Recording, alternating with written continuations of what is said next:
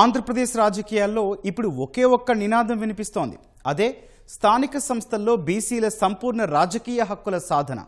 ఒక రాష్ట్ర ప్రగతికి స్థానిక స్వపరిపాలన ఎంత కీలకమో, ఆ పరిపాలనలో అత్యధిక జనాభా కలిగిన వెనకబడిన తరగతులకు సరైన ప్రాతినిధ్యం దక్కడం అంతే ముఖ్యం. 2019 నుంచి 2024 మధ్య 5 ఏళ్ల వైకాపా పాలనలో 24% కుచించుకుపోయిన బీసీల రిజర్వేషన్లను తిరిగి భారీగా పెంచుతూ కూటమి ప్రభుత్వం చరిత్రాత్మక నిర్ణయం తీసుకుంది. రాష్ట్ర కేబినెట్ తాజా సమావేశంలో గ్రామీణ స్థానిక సంస్థల్లో 34%, పట్టణ స్థానిక సంస్థల్లో 33.1/3% రిజర్వేషన్లు బీసీలకు కేటాయిస్తూ ఆమోదముద్ర వేసింది. అసలు రాజీవ్ రంజన్ మిశ్రా డెడికేటెడ్ కమిషన్ ఏం తేల్చింది? న్యాయపరమైన చిక్కులు రాకుండా కూటమి ప్రభుత్వం అమలు చేస్తున్న ప్లాన్ బి ఏంటి? అక్టోబర్లోపే ఎన్నికలు ఎందుకు జరగాలి? ఈటీవీ ప్రత్యేక విశ్లేషణ.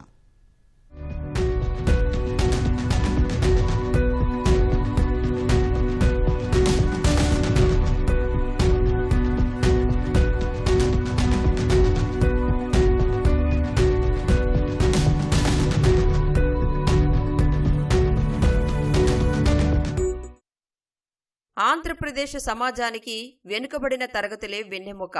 రాష్ట్ర జనాభాలో సగానికి పైగా ఉన్న బీసీలు కేవలం ఓటర్లు మాత్రమే కాదు, ఈ రాష్ట్ర ఆర్థిక సామాజిక ప్రగతిని శాసించే శక్తులు. గ్రామీణ ఆర్థిక వ్యవస్థ నుంచి పట్టణాల అభివృద్ధి వరకు ప్రతి చోట వీరి శ్రమ, భాగస్వామ్యం దాగి ఉన్నాయి. రాజకీయంగా కూడా స్థానిక సంస్థలైన గ్రామ పంచాయతీలు, మండల పరిషత్తులు, జిల్లా పరిషత్తులు, మున్సిపాలిటీలలో బీసీల ప్రాతినిధ్యం అనేది రాష్ట్ర సమగ్ర అభివృద్ధికి అత్యంత కీలకం. దశాబ్దాలుగా స్థానిక సంస్థల్లో లభిస్తున్న రిజర్వేషన్ల వల్లే ఎందరో సామాన్య బీసీ నాయకులు సర్పంచులుగా, ఎంపీటీసీలుగా, జెడ్పీటీసీలుగా ఎదిగి రాష్ట్ర రాజకీయాల్లో కీలక పాత్ర పోషించారు. అలాంటి వారికి 5 ఏళ్ల జగన్ పాలనలో ఊహించని నష్టం జరిగింది.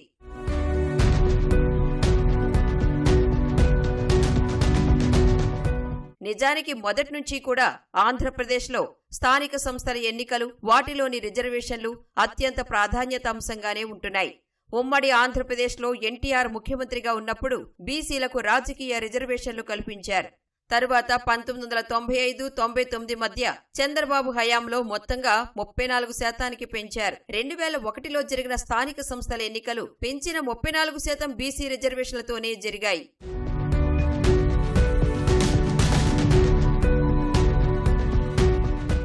అయితే తరువాత సుప్రీంకోర్టు మార్గదర్శకాలను కారణంగా చూపిస్తూ జగన్ ప్రభుత్వం స్థానిక సంస్థల్లో బీసీల రిజర్వేషన్లను 34% నుంచి ఏకంగా 24%కి తగ్గించింది. అంటే 10% వాటాకు కోత పెట్టారు. ఈ ఒక్క నిర్ణయంతో రాష్ట్ర వ్యాప్తంగా బీసీలు ఏకంగా 16,000 స్థానిక సంస్థల పదవులను కోల్పోయి తీవ్ర రాజకీయ అన్యాయానికి గురయ్యారు. సుప్రీంకోర్టు నిబంధనల ప్రకారం 50% పరిమితిని దాటి రిజర్వేషన్లు ఇవ్వాలంటే ట్రిపుల్ టెస్ట్ ప్రమాణాల్ని పాటించాలి. అంటే ప్రత్యేకమైన కమిషన్ ఏర్పాటు చేసి స్పష్టమైన డేటా సేకరించాలి. అందుకు సంబంధించిన న్యాయపరమైన, పాలనాపరమైన అంశాల్ని ముందుకు తీసుకుని వెళ్లడంలో చొరవ చూపని నాటి వైకాపా ప్రభుత్వం బీసీల వాటాను మాత్రం తగ్గించి అప్పటికి స్థానిక సంస్థల ఎన్నికలు నిర్వహించి ఊరుకుంది.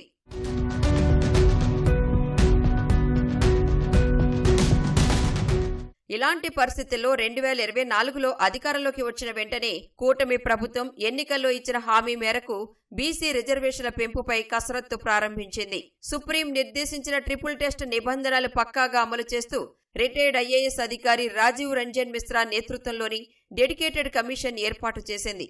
ఈ కమిషన్ రాష్ట్ర వ్యాప్తంగా పర్యటించి బీసీల జనాభా, వారి ఆర్థిక, సామాజిక, విద్యా పరిస్థితులను క్షేత్రస్థాయిలో శాస్త్రీయంగా అధ్యయనం చేసింది. రాష్ట్ర జనాభాలో బీసీల వాటా 50.6% ఉన్నట్లు ఈ కమిషన్ లెక్క తేల్చింది. అయితే మొత్తం రిజర్వేషన్లు 50% మించితే న్యాయపరంగా చెల్లుబాటు కాదన్న నిబంధనలను దృష్టిలో పెట్టుకుని స్థానిక సంస్థల్లో బీసీలకు 27% వాటా ఇవ్వాలని కమిషన్ సిఫార్సు చేసింది.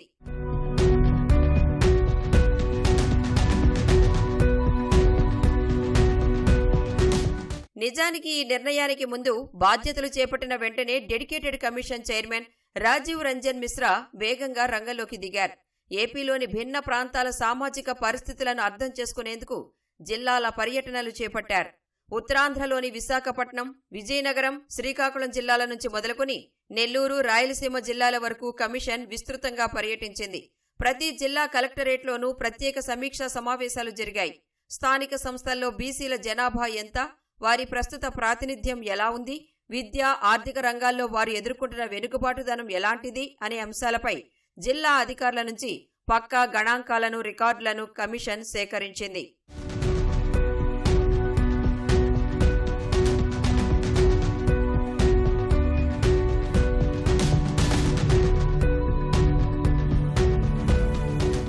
ఈ పరిణామాల అనంతరమే డెడికేటెడ్ కమిషన్ 27% సిఫార్సు చేసినప్పటికీ ముఖ్యమంత్రి చంద్రబాబు మంత్రులతో సుదీర్ఘంగా చర్చించి సంచలన నిర్ణయం తీసుకున్నారు. బీసీలకు ఇచ్చిన మాట ప్రకారం చట్టంలో ఉన్న వెసులుబాటును ఉపయోగించి గ్రామీణ స్థానిక సంస్థల్లో 34% రిజర్వేషన్లు, అలాగే పట్టణ స్థానిక సంస్థల్లో 33% రిజర్వేషన్లు ఇచ్చి తీరాల్సిందేనని కేబినెట్ తీర్మానించింది. దీనికోసం ప్రత్యేకంగా కొత్త చట్టం చేయనక్కర్లేదని, కేవలం జీవో జారీ చేస్తే సరిపోతుందని ప్రభుత్వం స్పష్టం చేసింది. ఆ అవకాశం ఉన్నా గత ప్రభుత్వం ఆ పని చేయలేదని, కూటమి ప్రభుత్వం మాత్రం చిత్తశుద్ధితో అమలు చేస్తుందని సీఎం కుండబద్దలు కొట్టారు. 34% బీసీ రిజర్వేషన్లంటే 3-4 సంఖ్య కాదు. ఈ విషయం మనం గుర్తుపెట్టుకోవాలి. 34% అంటే బీసీలకు రాజకీయ ప్రాతినిధ్యం, 34% అంటే నిర్ణయాధికారంలో భాగస్వామ్యం, 34% అంటే తరతరాలుగా వెనుకబడిన కుటుంబాలకి అవకాశ ద్వారం, 34% అంటే సామాజిక న్యాయానికి ఎన్డీఏ ప్రభుత్వం ఇచ్చే గౌరవం, సముచితమైన న్యాయం. ఒకవేళ రిజర్వేషన్ల జీవోపై ఎవరైనా కోర్టును ఆశ్రయించి న్యాయపరమైన అవాంతరాలు సృష్టిస్తే పరిస్థితి ఏంటి? దీనికి కూటమి సర్కార్ వద్ద పక్కా ప్లాన్ బి సిద్ధంగా ఉంది. కోర్టుల ద్వారా అడ్డంకులు ఎదురైతే అధికారికంగా డెడికేటెడ్ కమిషన్ సిఫార్సు చేసిన రిజర్వేషన్లను అమలు చేస్తూనే రాజకీయ పార్టీల పరంగా బీ ఫామ్స్ కేటాయింపులో బీసీలకు ఖచ్చితంగా తాము నిర్దేశించుకున్న శాతం సీట్లను కేటాయిస్తామని ప్రభుత్వం ప్రాథమికంగా నిర్ణయించింది. ఎలాగైనా స్థానిక చట్టసభల్లో బీసీల ప్రాతినిధ్యాన్ని పెంచడమే లక్ష్యంగా అడుగులు వేస్తోంది. బీసీలు 150% మంది ఉన్నటువంటి వీళ్ళు ఇంకా వెనకబడి ఉండారు. విద్య లేదు, వ్యాపారం లేదు, రాజకీయం లేదని ఆలోచన చేసి మొట్టమొదటిసారిగా ఈ దేశంలో స్థానిక సంస్థల్లో 20% రిజర్వేషన్ ఇచ్చినటువంటి మహానుభావుడు అన్న నందమూరి తారక రామారావు గారు. ఆ 20% నారా చంద్రబాబు నాయుడు గారు ముఖ్యమంత్రి అయిన తర్వాత 34% మనం పెంచుకోవటం జరిగింది. మరి మనం చూసాం, వైసీపీ ప్రభుత్వం జగన్మోహన్ రెడ్డి ఒక్క అవకాశం అని చెప్పి నమ్మించి అధికారంలోకి వచ్చిన తర్వాత ఏదైతే 34% రిజర్వేషన్ ఉందో 10% కోల్పోయాం. ఆ రోజున ఆయన హైకోర్టులో సరైన వాదనలు చేయలేకపోయారు. కేసు వస్తే తర్వాత సుప్రీంకోర్టుకు కూడా వెళ్ళి సరైన వాదన చేయలేకపోయారు. ఆయన కేసులు మాత్రం, ఆయన లిటిగేషన్లు మాత్రం అన్నీ చేసుకుంటారు. బీసీలను గాలికి వదిలేశారు. 16,300 పైచీలకు పదవులు, రాజ్యాంగబద్ధంగా చట్టబద్ధంగా వచ్చిన పదవులు బీసీలకి మరి కోల్పోవటం చాలా దారుణమైనటువంటి పరిస్థితి. ఈరోజు అన్నమాట ప్రకారం నారా చంద్రబాబు నాయుడు గారు బీసీలకు ఏదైతే క్యాబినెట్లో 34% రిజర్వేషన్ రేపు స్థానిక సంస్థల ఎన్నికల్లో మున్సిపాలిటీలో కానివ్వండి, కార్పొరేషన్లో కానివ్వండి ఇవ్వాలని నిర్ణయం చేయటం మేము హర్షం వ్యక్తం చేస్తూ ఉన్నాం. స్థానిక సంస్థల ఎన్నికల నిర్వహణపై సర్కార్ అత్యంత వేగంగా పావులు కదుపుతోంది. ఎన్నికల నిర్వహణలో జాప్యం జరిగితే స్థానిక సంస్థలకు కేంద్రం నుంచి అందాల్సిన వేల కోట్ల నిధులకు గండిపడే ప్రమాదం ఉంది. దీనికి తోడు అక్టోబర్ 3న కొత్త ఓటర్ల తుది జాబితా రానుంది. అప్పటిలోగా ఎన్నికలకు వెళ్లకపోతే మళ్లీ ప్రక్రియను మొదటి నుంచి ప్రారంభించాల్సి వస్తుంది. అందుకే ఎట్టి పరిస్థితుల్లోనూ అక్టోబర్ కల్లా స్థానిక ఎన్నికల ప్రక్రియను ప్రారంభించాలని ముఖ్యమంత్రి అధికారులను ఆదేశించారు. దేశంలో 50% సీలింగ్ అధిగమించకూడదు అనేది న్యాయస్థానాలు చెబుతున్నటువంటి పరిస్థితుల్లో కూడా ఈ రోజున 34% ఇవ్వటం అనేది అది సామాన్యమైనటువంటి అంశం కాదు.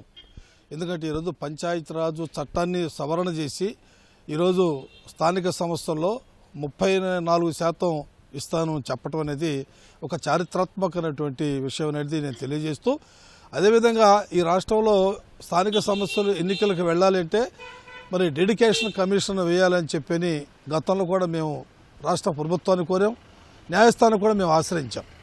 అయినప్పుడు వెంటనే డెడికేషన్ కమిషన్ కూడా వేయటం జరిగింది.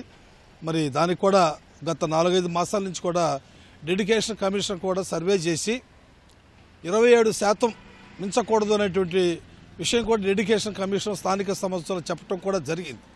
అయినా కూడా ఈ రోజున బీసీలకి ఏ విధంగా వాళ్ళు ఎన్నికల హామీ ఇచ్చారో ఇచ్చిన హామీ మేరకు 34% స్థానిక సంస్థల్లో ఇది ఒక చారిత్రాత్మకమైనటువంటి ఘటన. మొత్తం మీద చూస్తే 5 ఏళ్ల వైసీపీ పాలనలో బీసీలకు జరిగిన అన్యాయానికి చెక్ పెడుతూ పంచాయతీలు, మున్సిపాలిటీల్లో మళ్లీ ఆ వర్గానికి పెద్దపీట వేసేందుకు కూటమి సర్కార్ సిద్ధమైంది. రాష్ట్ర ఎన్నికల సంఘం త్వరలోనే దీనిపై నోటిఫికేషన్ జారీ చేయనుంది. ఏళ్ల తరబడి సరైన గుర్తింపునకు నోచుకోని ఎందరో సామాన్య బీసీ నాయకులు సర్పంచులుగా, ఎంపీటీసీలుగా, జెడ్పీటీసీలుగా ఎదిగేందుకు ఈ చరిత్రాత్మక నిర్ణయం ఒక గొప్ప నాంది కాబోతోంది.